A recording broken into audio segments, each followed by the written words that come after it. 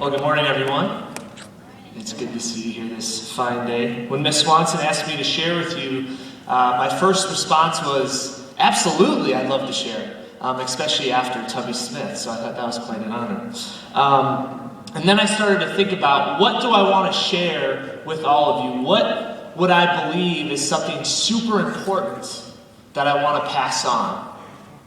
Especially as we celebrate the life of Martin Luther King Jr. and the principles that he stood for. So this morning I want to share with you the importance of what I call inside-out respect. You see, the respect I touch on goes way beyond cultural differences, race differences, ethnicity differences. It goes to the very personal differences that we all share and that we all have. Now, some of those differences are personality and serious differences, and some of those differences are just goofy differences, ones that really don't matter. Like, how many of you guys in here are Vikings fans? Go ahead, shout it out. Support your team. Wow, that really shows. Okay. All right. How many of you guys are Bears fans? Okay, a little more support. I mean, they are going to the NFC Championship. How many of you guys are Packer fans? All right. Well, I too am a Packer fan. If you guys know me, I love the Packers. It was fun to see them get the NFC Championship. And so that's just a simple way of respecting others, especially when the Packers go to the Super Bowl. Make sure to show common respect to those Packer fans. So those are some fun differences that we have. There are many other differences. If you just look around the room, you're going to look at the person next to you and go, you're just different. You're just different.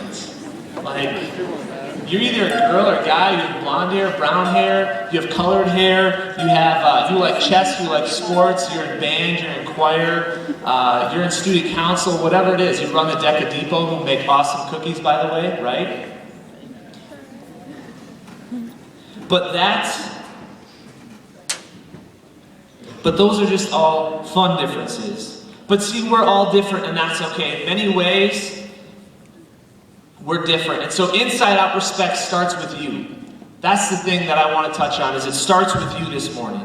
A part of respecting others, whether their culture, their ethnicity, their status, their level of coolness, is first understanding your inside. I want to quote something from Martin Luther King Jr. that might be a little bit unfamiliar from you, as it doesn't come from his I Have a Dream speech. But he says this: how do you go about loving your enemies? I think the first thing is this: in order to love your enemies, you must begin by analyzing self. And I'm sure that seems strange to you, that I start out telling you this morning that you love your enemies by beginning with a look at self. It seems to me that that is the first and foremost way to come to an adequate discovery to the how of this situation. You see, Martin Luther King Jr. believed that for us to love our enemies, we must first take a look at our own stereotypes, our own beliefs that we have about other people. And if we want to come to a true understanding of other people, we have to take a look inside. If we want to start acting respectful towards other people, we have to take a look at our inside. What beliefs and stereotypes do we hold about other people? If we want to respect people and accept them for who they are, we must first respect and accept us for who we are.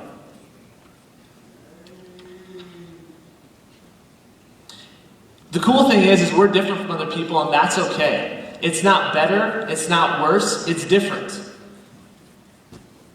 It's not better or best, it's just different. We must be able to accept that so we can start treating others better. For me personally, I've gone through quite a journey in this. At the end of my 9th grade year, I went down to the city of New Orleans. And back then, and still today, it's one of the most violent cities, highest crime rate per capita in the U.S. It's a pretty crazy town. I went down on a week-long service project at the end of my 9th grade year. I was maybe 15, by myself, going down to New Orleans. And I hooked up with a group down there, and part of our project was to go to a basketball court, to go to the local parks, and to play basketball with guys. So we would go and we would start picking up games, and I'd be playing with much larger, faster, stronger African-American males, and I thought if I did something wrong, if I said something wrong, I just might get beat up. That was my stereotype. That was the belief that I held about that culture. I'm not saying that's right, because it's not, but that I had to come to terms with what I truly believed about that culture. I had to start to get to understand my inside, what I believed. And to this day, one of my best friends, his name's David Armstead. And he's an African American. He grew up in New Orleans. I worked with them for a couple summers in New Orleans. And we were standing in the house that we were staying that summer, and a man off the street came and knocked at our door. And he wanted some help. He wanted some food. And so David and I went out and we said, hey, how can we help you? And he wanted some food, so we said, okay, let's see what we can do. We went back inside the house. David and I started talking. And the whole time we were talking, I kept looking back at the door. Because I thought that if we weren't paying attention, this guy off the street was going to come, break in, walk through the door, steal some stuff, and leave. Because I believed that about their culture. I didn't care at all about the person. I didn't care at all about the man himself. I cared more about the stereotypes that I held about his culture. And so for me, David was the person that pulled out from the inside what I believed. He said, dude, he called me out. He said, what are you doing? Do you think that guy's going to come in and just steal stuff? I'm like, yeah. But he called out what I was believing. I had to take a hard look inside at what I believed about this guy. And it's not easy. It's not a nice thing to have to go through. But I had to go through it because now I have a completely different view of that culture. And it's just, I love that culture. But for me to change my actions towards a different culture of people, I had to take a look on the inside and start taking some changes there. So I think there's two questions that we have to ask ourselves when we are addressing this issue of respect. What do we believe about a certain person or people group? Ask yourself that question. What do I believe about this person? I never asked myself that question. But I should have asked, what do I believe about this guy? And then the second question we have to ask is, do I want to understand why people are the way they are? Do I care? Obviously, I didn't care why that guy wanted food. I just was more caring about what he was going to do. But ask yourselves those two questions. What do we believe about a certain person or people group? And do I want to understand why people are the way they are?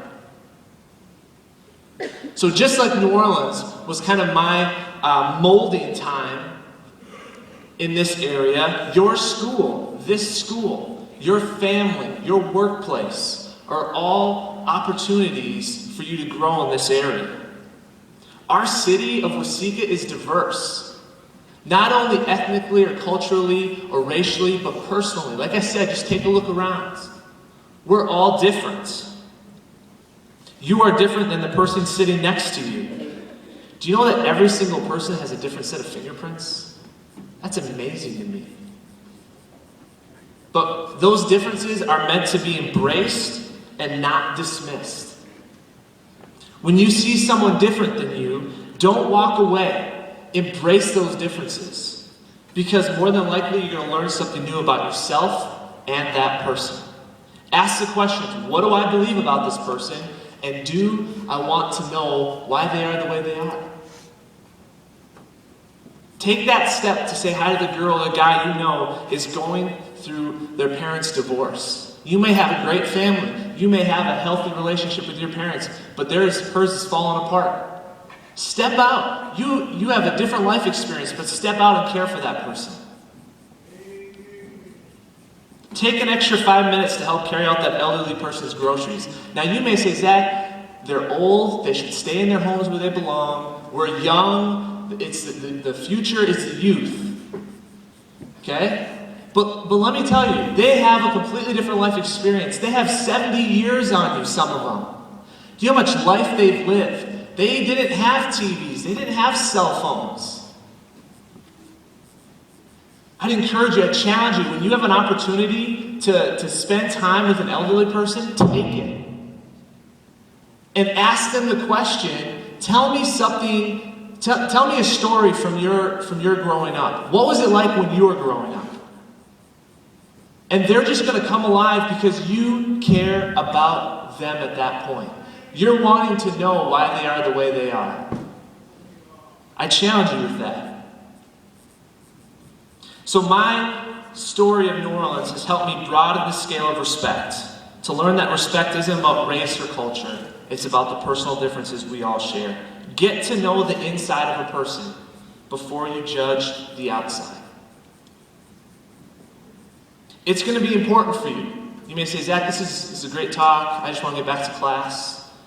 Okay, but it's going to be important for you to be challenged with this, because as you go off to careers and have families, you're going to need to learn how to work together and to respect people that you maybe don't support or you don't care for or you don't believe in. You're going to need to learn how to respect them.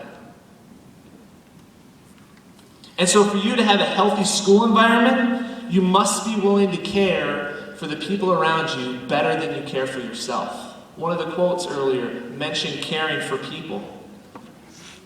Are you willing to care for people better than you care about yourself? And let's be honest, we care about ourselves, don't we? We like to look good, what others think about us, we care about ourselves. What if you started to care about the other person next to you more than you care about yourself? Your family life. If you want to have a healthy family life, I don't care how much you think your parents are out to ruin your lives. Okay? You just sit there going, my parents are horrible people, they just don't get it. My question is, what do I believe about my parents? What do I believe about them? Do I really believe they're out to ruin my life? And if they are, do I want to understand why they're out to ruin my life? Maybe ask yourselves those questions. But when you start respecting your parents and your siblings, who you may think they're just a curse to your family, okay? Start asking yourselves those questions. Start respecting your parents and your siblings. You'll have a better, healthy family life. In your workplace, you must be willing to care for your coworkers, maybe in spite of their continual gossip towards you.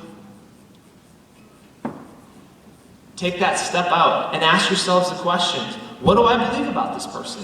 What do I believe about them? And do I want to understand why they're gossiping about me? Martin Luther sums it up well, what we're talking about this morning.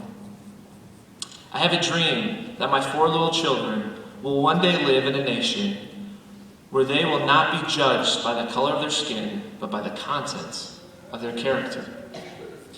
It's your choice today to take a look inside yourself and of other people, and then take the steps to outwardly show respect. How serious are you going to take this responsibility? When you come in contact with a person that they're not cool enough for you to hang out with, or they maybe just smell and look bad, or whatever the situation is, they don't come from a cool family, it's that in that moment you have to take that challenge. I got to look past that person on the outside and say, what are they like on the inside? And it's a challenge. It's not an easy thing to do. It's tough.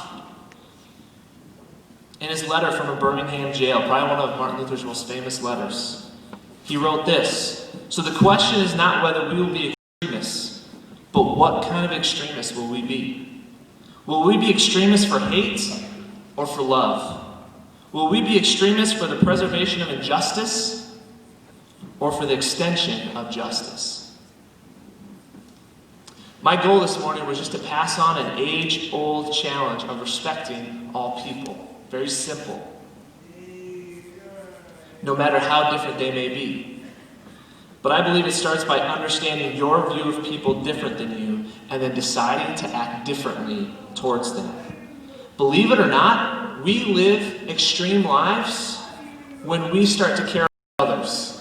When we start to care about the person next to us more than we care about ourselves, people start to go, wow, you're really living crazy right now. But really, you're just caring about someone. How extreme will you take this challenge to live inside out respect? Maybe you'll walk out that door, these doors, you'll go to class, say, we're back to Monday, we're back to our classes, this was a great time, and you won't do anything about it.